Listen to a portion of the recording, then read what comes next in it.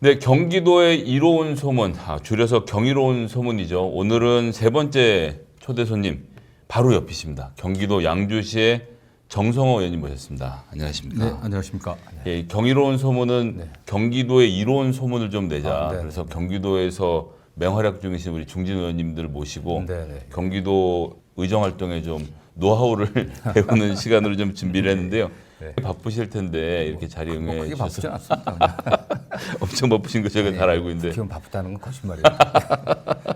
지역 가면 일도 안 하면서 뭐 이렇게 얼굴도 안 비치냐고. 아이 의원님 그 말씀은 그렇게 하시지만 다른 데는 몰라도 양주는 사실은 정성호 의원님 아니면 그 지역구에서 안 된다는 것이 파다할 정도 사실은 굉장히 좀 보수적인 네, 지역이지 네, 않습니까? 네, 그렇습니다. 경기 북부 지역이고 군사보호 지역이고 뭐 약간 보수적이죠. 또 시골 마을들이 많으니까 지금은 좀 아파트가 많이 들리긴 했지만 네. 뭐 좀 그래서 의정 활동하면서 뭐 의원들 간에 뭐 친목회 뭐 이런 모임에 별로 가본 적이 없어요. 아, 대부분의 시간은 국회 와서 일하고 지역구 가서 주민들 만나고 또 지역 현안들이 뭔지 파악하고 또 해결책 찾으러 다니고 거의 의정 활동을 제가 그렇게 해왔습니다. 새해 들어서서 더 바쁘셨겠습니다. 선거 때가 되기도 뭐, 했으니까. 저는 특별히 선거 평상시나 뭐 선거 때나 뭐 똑같습니다. 그냥 네, 뭐 추지일관. 네. 연초니까 네네. 제가 각주 신년 인사에도 좀 다니고 또 주민들도 만나고 네. 당원 모임도 갖고 그러고 아, 있습니다. 네. 어쨌든 뭐 지역에서는 맹주이시고 양주를 잘 이끌어주고 계셔서 옆에 있는 고향에서 제가 굉장히 든든한 마음으로 좀 지켜보고 있는데요. 뭐 좀 본격적으로 얘기 들어가면 메가시티 이야기를 뭐 갑자기 좀 꺼내고 국민의힘에서 또 민주당의 김동연 지사는 경기 북도 분도 얘기를 좀 꺼내고 있습니다. 네. 결국 이제 행정구역 개편과 관련된 여러 가지 이야기들이 오고 가는 건데 뭐 의원님 워낙 오래 하셨으니까 이 문제 좀 어떻게 저희가 바라봐야 되는지 좀 잡아주시면. 네.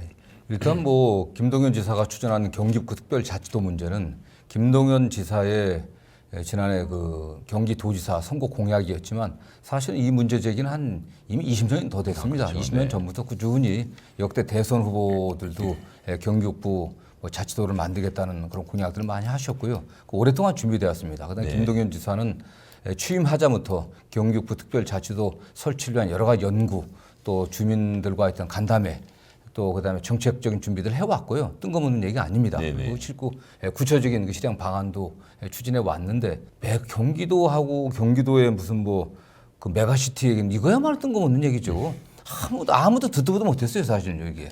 과연 그런 상황인지. 그러다가 선거 때가 다가오니까 수도권이 약하고 특히 경기도에서 여당이 좀 밀린다고 하니까 메가시티 툭 던진 겁니다. 어떠한 뭐 사전 타당성 검토도 없었고 여론 수렴도 없었고 그야말로 선거용 포퓰리즘적인 그런 공약이죠. 그런데 지금 최근에 지금 어제인가 그저께인가 그랬죠. 행안부에서 이 주민투표하기 쉽지 않다. 타당성 검토를 해야 되는데 아직 준비가 안 됐다. 그런데 그 관련 법에 의하면은요. 이런 주민투표는 선거 60일 전 그 위엔 할 수가 없습니다. 그럼 2월 10일 전까지 주민투표를 해야 되는데 지금 3주밖에 안 남았잖아요. 그러네요. 하지 못해요, 사실. 그다음에 관련 법안 내놨지만 내용도 부실한 데다가 이미 관련 그 정부 부처인 행안부에서도 주민투표 할 수 없다. 그냥 폐기 수순으로 간 겁니다.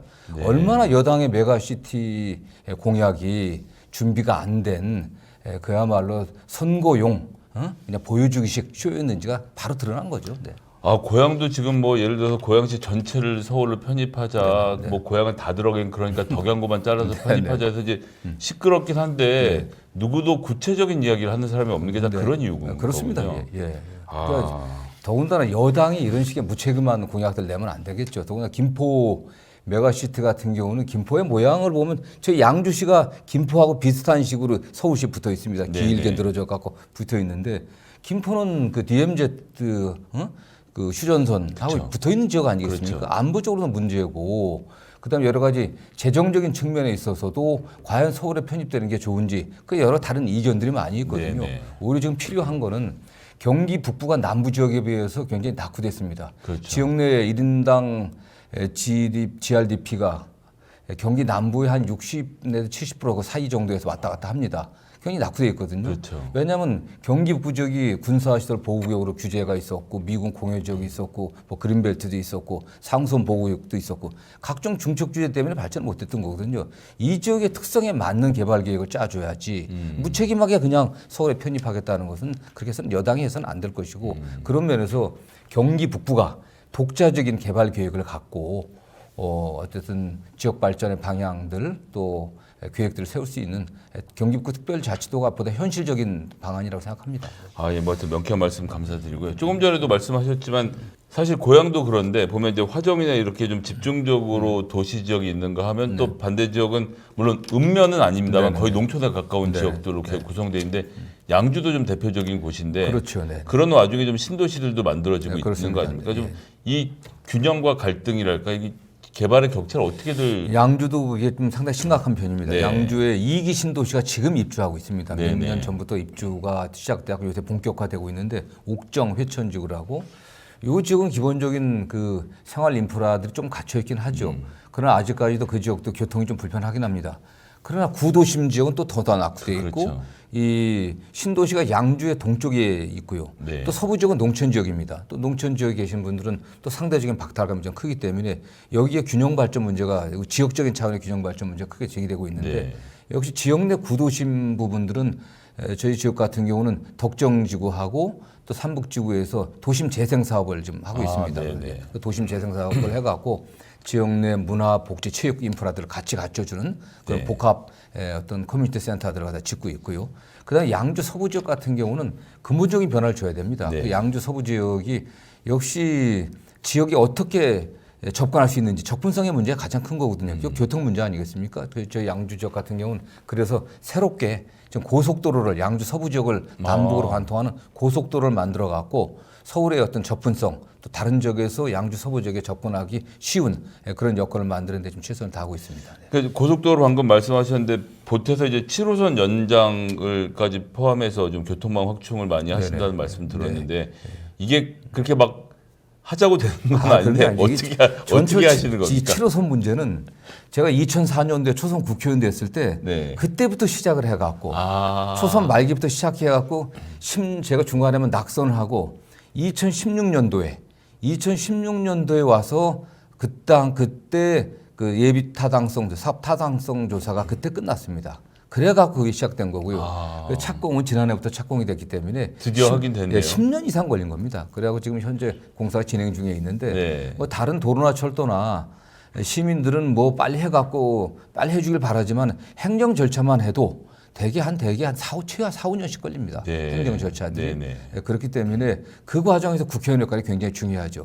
어떤 노하우가 있었는지 좀 아니 역시 이 부처에 가장 중요한 게 뭐 국회의원들이 흔히 의정보고라든가 또 지역 주민들한테 평소 얘기할 때 내가 장관에게 부탁했다, 차관한테 얘기했다, 또는 뭐 예결위에서 얘기했다, 그거 다 소용없는 얘기입니다. 그런가요? 그걸 계획을 짜는 담당 실무자들, 사무관, 서기관들 찾아가고 부탁하는 거예요. 딱 앉혀놓고 이거 이렇게 됐는데 빨리 해달라고 하는 게.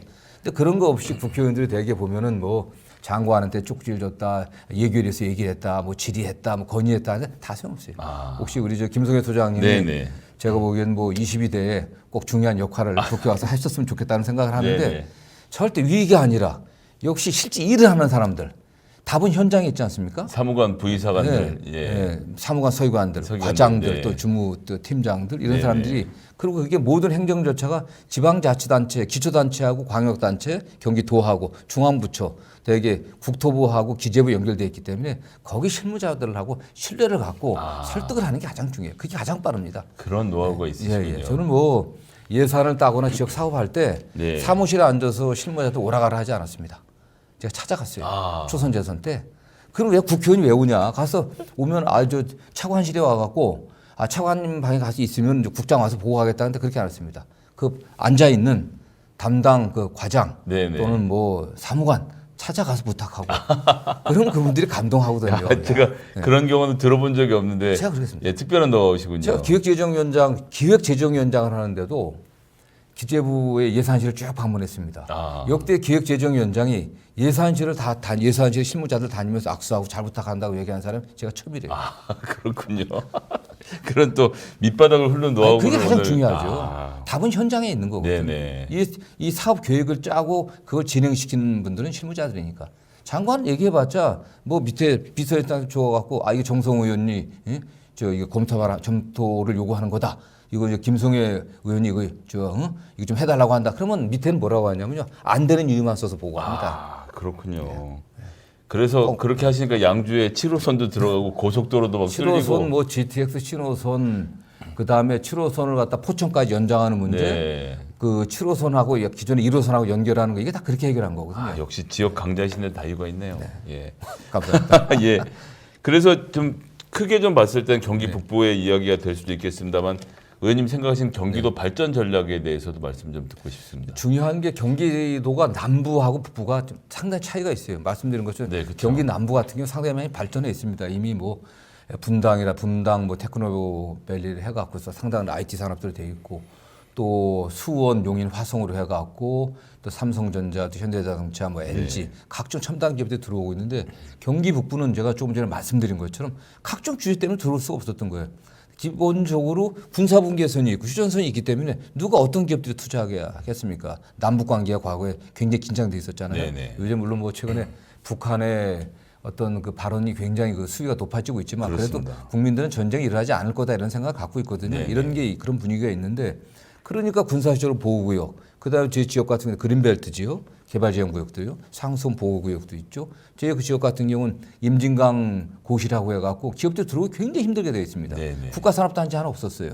그것도 제가 동두천까지가 지역구 있을 때 동두천에 국가산단을 유치했었는데 네네. 어쨌든 그런 건데 경기 북부만의 개발 계획을 남과 북부가 다릅니다. 그런데 경기 수원에 있는 공무원들이 경기 남부 위주로 사고를 하고 있거든요. 아. 경기도 이청이 북부청이 있지만은 여러 가지 쉽지 않습니다. 다행히도 김동연 지사가 적극적인 권한을 위임하고 있지만은 경기 북부만의 개발 계획을 독자적으로 짤 수 있게 경기도의 예산과 인원들을 줘야 되거든요. 그러네요. 그렇게 해주고 각 지역의 특성에 맞는 각 시군마다 또 특성이 다 차이가 그렇죠. 있습니다. 네. 연천 같은 접촉기역 같은 경우는 거기에 휴전선이 있기 때문에 휴전선 그 DMZ 그 지역은 세계적인 그 환경 생태 지역 아니겠습니까? 그렇죠. 자연 생태 그대로 보존돼 있어요. 네. 전 그냥 사람이 출입 못했으니까 그런 걸 활용한 어떤 세계적인 생태 관광 지역으로 만들 필요도 있고요. 그다음에 연천 같은 경우, 연천 포천 같은 경우가 한탄강 지질공원이 유네스코 세계 지질유산이기도 하고 네네. 또 저희 양주 같은 경우는 새롭게 또 산업단지들이 들어오고 있고 양주 테크노밸리가 지금 건설되고 있습니다. 이 지역에 특화된 기업들. 또 양주 같은 경우는 경기 북부에 군사 시설들이 많고 군인들이 많으니까 국방 안보 관련 IT 기업들 이런 걸 유치하고 각 지역마다 특성이 다르기 때문에 또 네. 고향 같은 경우는 이미 좀 상당히 좀 발전되어 있지 않습니까? 여기 뭐 문화 또 어떤 컨벤션 또 센터 그렇죠. 중심으로 네. 되어 있기 때문에 그런 게 집중을 해야 되고 고향에서도 약간 뭐 화정이나 이쪽 고향의 동부 지역은 또 약간 좀 낙후되어 있거든요. 그렇죠. 사실은요. 맞습니다. 그 교통 인프라를 갖춰 갖고서 네. 양주와 같이 연결할 수 있게 그런 면에서 제가 좀 추진하고 있는 교회선을 다시 해야 되는데 장기적으로는 교회선을 중심으로 해가 교회선과 연결지어 갖고 수도권을 순환하는 순환선, 네. 철도를 만들어야 됩니다. 사실은요. 네, 경기도는 네. 약간 좀 너무 돈이 많이 들어가기 때문에 부정적인데 그걸 해야 된다고 생각합니다. 아, 네. 이게 고향의 이 동부 발전에도 굉장히 필요하거든요. 그렇죠. 예, 맞습니다. 그렇습니다. 저희도 또 그렇게 지나가는 철도이기 예, 때문에 그런 꼭 그래서 교회선을 네, 각 지역의 특성이 있기 때문에 특성에 맞는 개발 계획을 경기 북부에서 짤 수 있게 해줘야 되거든요. 왠지 혹시 도지사도 출마하실 계획이죠? 저는 뭐 계획이 너무 버라이어티하게 지역마다의 그 필요성을 다 알고 계셔서 저는 진짜 의회주의자입니다. 아, 근데 국회가 네. 이렇게 여야가 끊임없이 대립하고 싸우는 게 아니라 정말 양보하고 대화하고 타협하면서 뭔가 성과를 낼 수 있는 진짜 의회 민주주의가 제대로 꼽힐 수 있는 그런데 제가 좀 역할을 해보자 하는 게 제 목표입니다.